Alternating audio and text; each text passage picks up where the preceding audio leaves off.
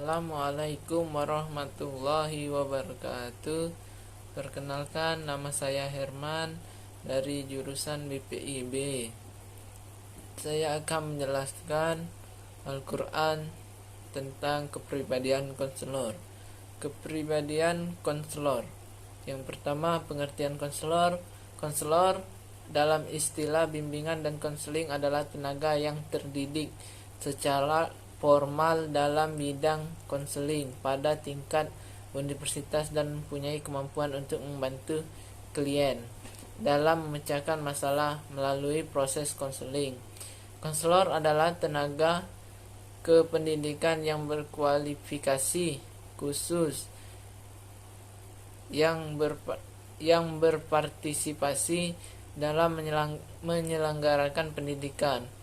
Konselor adalah pihak yang membantu klien dalam proses konseling sebagai pihak yang paling memahami dasar dan teknik konseling secara luas. Konselor dalam menjalankan perannya bertindak sebagai fasilitator bagi klien. Selain itu, konselor juga bertindak sebagai penasehat, guru, konsultan yang mendampingi klien sampai klien dapat menemukan dan mengatasi masalah yang dihadapinya. Maka tidaklah berlebihan bila dikatakan bahwa konselor adalah tenaga profesional yang sangat berarti bagi klien.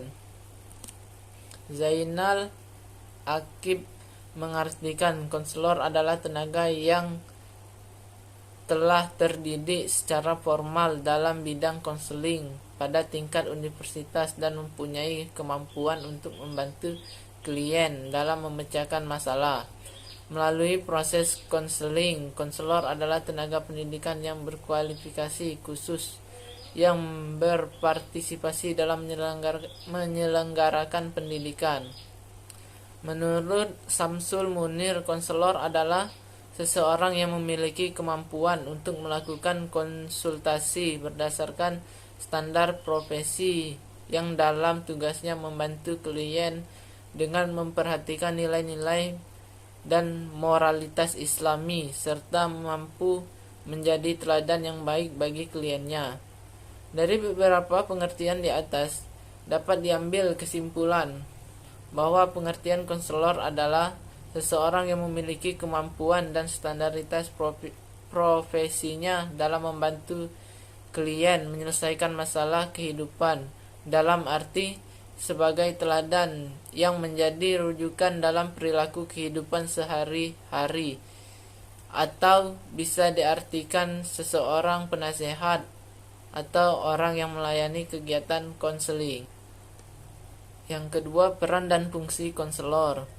Peran adalah apa yang diharapkan dari posisi yang dijalani seseorang konselor dan persepsi dari orang lain terhadap posisi konselor tersebut.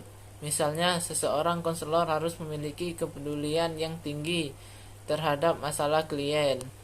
Fungsinya adalah hal-hal yang harus dilakukan seorang konselor dalam menjalani profesinya. Misalnya, seorang konselor harus mampu melakukan wawancara, mampu memimpin kelompok pelatihan, dan melakukan asesmen atau diagnosis.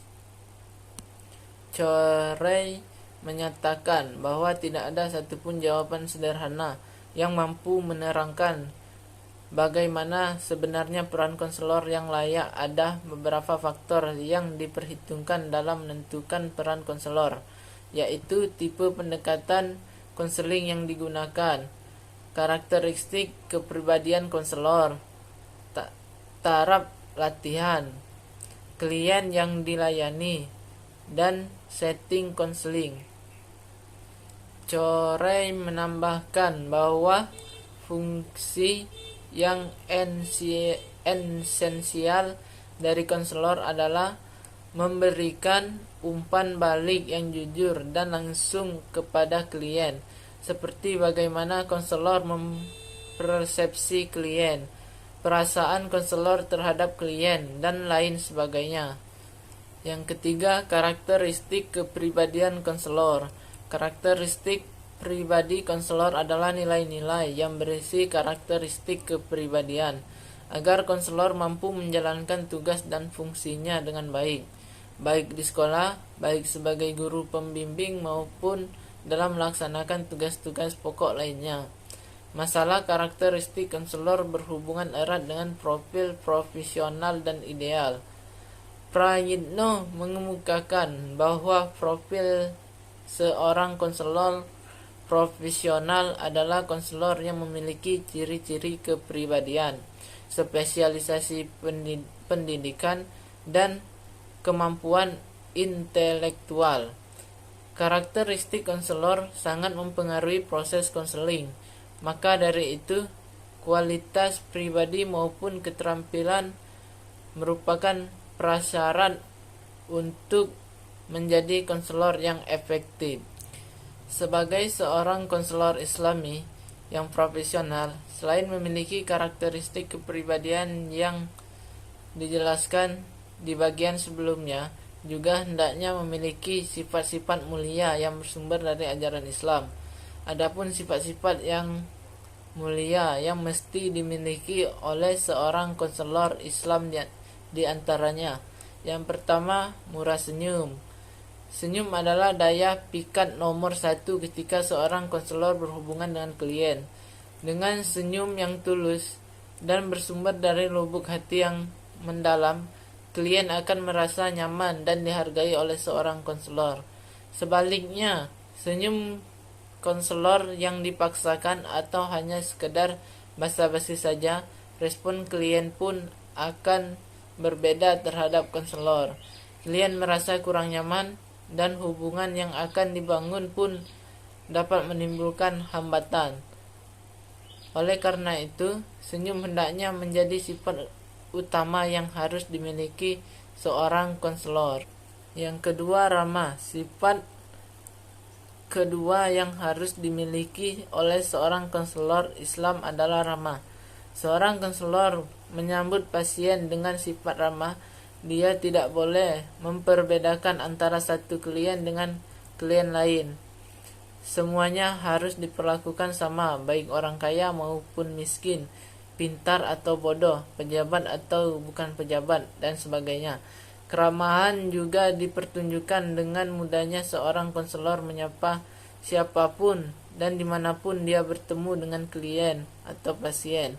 Klien senang apabila mendapatkan pertanyaan atau sapaan mengenai kondisi dan perkembangan kesehatannya. Begitu juga keluarga merasa mendapatkan penghargaan manakala ada sapaan-sapaan yang tulus dari seorang konselor.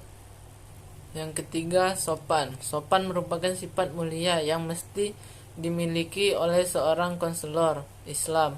Sopan bertitik tolak dari cara berpakaian yang digunakan oleh seorang konselor. Dalam hal ini berpakaian yang rapi, bersih, dan profesional yang disesuaikan dengan kondisi dan situasi saat terjadinya proses konseling Islam. Selain itu, sopan juga ditunjukkan dengan bahasa atau gaya tubuh dan intonasi pembicaraan. Seorang konselor yang sopan tentu tidak menunjukkan bahasa atau gaya tubuh yang dapat menyinggung perasaan klien. Intonasi pembicaraannya pun terjaga dan terpelihara dengan baik dan jauh dari nada-nada yang bersifat emosional. Menurut Samsul Munir, ada beberapa ciri-ciri kepribadian konselor Islami, yaitu yang pertama, konselor harus menjadi cermin bagi konseli, yang bunyi artinya Quran surat Mumtanaha ayat 4, yang artinya sesungguhnya telah ada suri tauladan yang baik bagimu pada Ibrahim dan orang-orang yang bersama dengannya. Konselor dalam tugas bimbingannya haruslah merupakan teladan yang baik bagi anak bimbing atau klien. Klien secara psikologis datang pada konselor karena beberapa alasan, di antaranya keyakinan bahwa dari konselor lebih arif, lebih bijaksana, lebih mengetahui permasalahan dan dapat dijadikan rujukan bagi penyelesaian masalah. Yang kedua, kemampuan bersimpati dan berempati yang melampaui dimensi duniawi. Quran Surat At-Taubah ayat 9 yang artinya, sungguh telah datang kepadamu seorang Rasul dari kaummu sendiri. Berat terasa olehnya penderitaanmu, sangat menginginkan keimanan dan keselamatan bagimu. Amat belas kasihan lagi penyayang terhadap orang mukmin. Seorang konselor adalah seorang yang tanggap terhadap persoalan klien. Ia dapat bersimpati pada apa yang terjadi dalam diri klien, serta berempati terhadap apa yang dirasakan oleh klien. Konselor melalui profesinya berusaha membantu klien sebatas hubungan profesi. Sedangkan di luar konteks konseling dapat dikatakan hubungan tersebut tidak ada. Yang terakhir, konselor dalam perspektif Islam.